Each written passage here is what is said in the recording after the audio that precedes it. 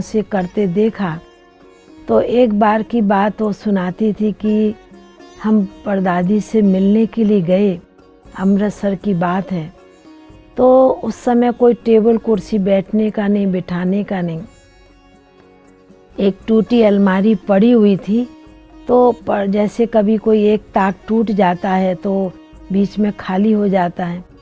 तो परदादी उस टूटी हुई अलमारी के बीच में बैठ के परदादी हमसे मिली और हमको ज्ञान सुनाया। तो उस समय हमको बहुत आश्चर्य हुआ कि इतनी बड़ी दादी और बाबा की बेटी है और इनको कोई एक कुर्सी भी बैठने के लिए नहीं है। अलमारी टूटी है, उसके अंदर बैठ के हमें ज्ञान सुना रही है। तो उस समय हमको लगा कि सचमुच में ये दादियाँ नहीं हैं, बल्कि उस समय हमने देखा इनकी त्याग मूर्त, तपस्वी मूर्त जीवन कि सब कुछ होते हुए बाबा के बनने के बाद में जैसे कि पूरा अपना जीवन को मर्जीवा जीवन बना लिया हो इन दादियों ने। तो इस प्रकार एक बहुत अच्छी ये बात सुनाई कि कितना बड़ा त्याग इन दादियों ने किया। तो सचमुच में समय के अनुसार लगता है कि जितना दादियों ने त्याग किया उतना बाबा ने, भगवान ने इन दादियों को बहुत बड़ा भाग्य दिया। तो इसलिए हम बाबा के बच्चे भी बड़ों से यही सीख के चलें कि जितना हम त्याग करते हैं, त्याग का भाग्य तो भगवान हमको देते ही है और देने के लिए बैठे ही है। मैं समझती 68 की बात है। तो बाबा को रजाई बनाकर भेजी और बाबा ने वो रजाई ओढ़ी भी।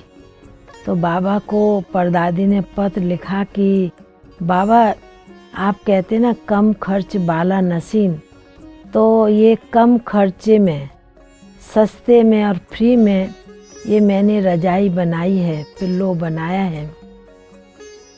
यहाँ तक कि हमने देखा कई सेंटर पर भी कलकत्ते में इतने गद्दे थे जो छोटी छोटी 4-6 इंच का भी कपड़ा होता था, उसको जोड़ जोड़ के परदादी गद्दे बनाती थी और फिर उनमें रुई भरवाती थी।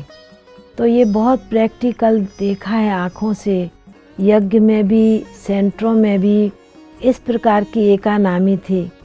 और बाबा हमेशा कहा करते थे कि जिसको बाबा से प्यार, जिसको यज्ञ से प्यार होगा तो बाबा की वो सदैव दिल जीत सकता है।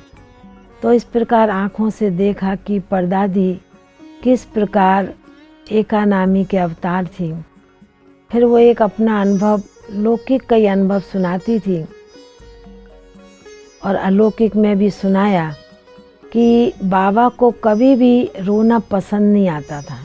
मैंने पहले भी सुनाया है कि जब बचपन में थोड़ा दूध देरी से मिलता था तो परदादी को बहुत जल्दी रोना आता था।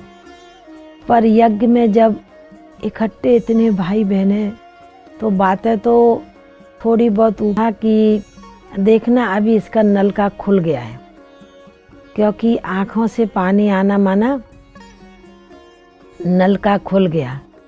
तो दूसरी उसके ऊपर बाबा समझानी परदादी को देते थे कि देखो रोता कौन है, जो विधवा होती है, सिखाई जाती है। पर हमें अनुभव होता अभी समय के अनुसार जो बड़ों ने सिखाया है, जो कहा है, वो हमारे बहुत अच्छाई के लिए, हमारे बहुत कल्याण के लिए, हमारे बहुत हित के लिए, हमारी बहुत भलाई के लिए। तो इस आज आई और मैंने पीछे घूम के देखा, मुड़ के देखा, तो देखा कोई तो है नहीं, आवाज़ कहाँ से आई। तो हम देखते हैं कई बार बाबा अपने बच्चों को योग के द्वारा, योग में कई प्रकार की फीलिंग, कई प्रकार का अनुभव कराता है और हम बच्चों को बाबा अटेंशन भी दिलाते हैं।